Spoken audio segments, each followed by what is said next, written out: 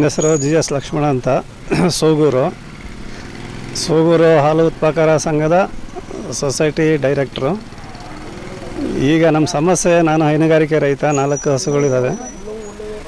ಆ ಹಸುಗಳಲ್ಲಿ 3 ತಿಂಗಳು ಪಕ್ಕ ಹಾಲು ಕರಿತೀವಿ. 3 ತಿಂಗಳ ನಂತರ ಹೀಟಿ ಬಂದ ಮೇಲೆ ಗರ್ಭ ಕಟ್ಟೋದೇ ಒಂದು ದೊಡ್ಡ ಕಷ್ಟ ಆಗ್ಬಿಟ್ಟಿದೆ. ಆ ಗರ್ಭ ಕಟ್ಟಬೇಕು ಅಂದರೆ 20 ದಿನಕ್ಕೆ ಮತ್ತೆ 1 ವಾರ ಗರ್ಭ ಕಟ್ಟಿಲ್ಲ ಅಂದರೆ ಮತ್ತೊಂದು ವಾರ ಹಾಲಿಂದಕ್ಕೆ ಹೋಗ್ತದೆ.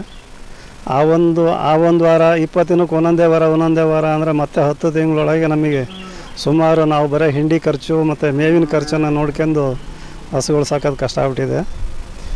ಹಾಗಾಗಿ ನಮಗೆ ಆದಷ್ಟು ಸರ್ಕಾರದಿಂದ ಆಗಲಿ, ನಮ್ಮ ಸೊಸೈಟಿಯಿಂದ, ಹಾಲು ಉತ್ಪಾದಕರ ಸಹಕಾರ ಸಂಘದಿಂದ ಆಗಲಿ ಅಥವಾ ಡಾಕ್ಟರ್ ಕಡೆಯಿಂದ ಆಗಲಿ ಆದಷ್ಟು ಬೇಗ ಗರ್ಭ ಕಟ್ಟೋಕ್ಕೆ ಒಂದು ವ್ಯವಸ್ಥೆ ಮಾಡಬೇಕು.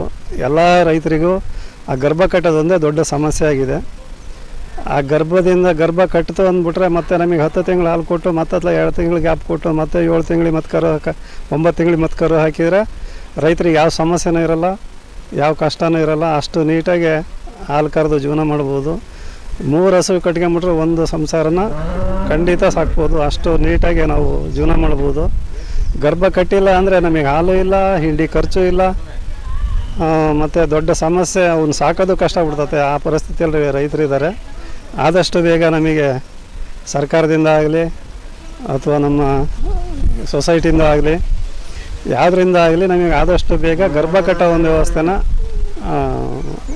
ಬೇಗ ನಮಗೆ ವ್ಯವಸ್ಥಿತವಾಗಿ ವ್ಯವಸ್ಥೆ ಮಾಡಿಕೊಡಬೇಕು ಅಷ್ಟೇ.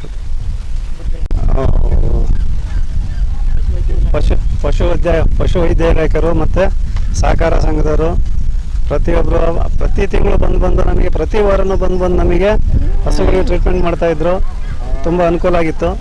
ಈ ಸರಿನೂ ಈ ವಾರನೂ ಇವತ್ತು ಕೂಡ ಬಂದಿರೋ ಅದಕ್ಕೋಸ್ಕರನೇ ಎಲ್ಲ ಹಸುಗಳಿಗೂ ಟ್ರೀಟ್ಮೆಂಟ್ ಮಾಡ್ತಿದ್ದಾರೆ, ಮೆಡಿಸಿನ್ ಕೊಡ್ತಿದ್ದಾರೆ. ಪ್ರತಿಯೊಂದಕ್ಕೂ ಎಲ್ಲ ದನಗಳು ಚೆಕ್ ಮಾಡಿ ನೋಡಿ ಅದಕ್ಕೆ ಏನೇನು ಬೇಕೋ ಎಲ್ಲ ವ್ಯವಸ್ಥೆ ಮಾಡ್ತಿದ್ದಾರೆ. ಒಳ್ಳೆ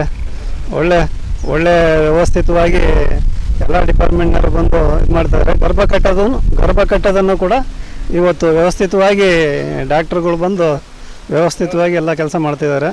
ನಮ್ಮದು ಒಂದು ಹಸು ಈಗಾಗಲೇ 3ನೇ ಬಾರಿ ಗರ್ಭ ಕಟ್ಟಿಲ್ಲ. ಅದು ಈ ಸರಿ ಮತ್ತೆ ಅದಕ್ಕೆ ಸೆಮೆನ್ ಹಾಕಿ ಏನೋ ಟ್ರೀಟ್ಮೆಂಟ್ ಮಾಡಿ ಸೆಮೆನ್ ಹಾಕಿ ಮತ್ತೆ ಗ್ಯಾರಂಟಿ ಈ ಹಸುಗೆ ಗರ್ಭ ಕಟ್ಟಿಸ್ಕೊಡ್ತೀವಿ ಅಂತ ಹೇಳಿದ್ದಾರೆ.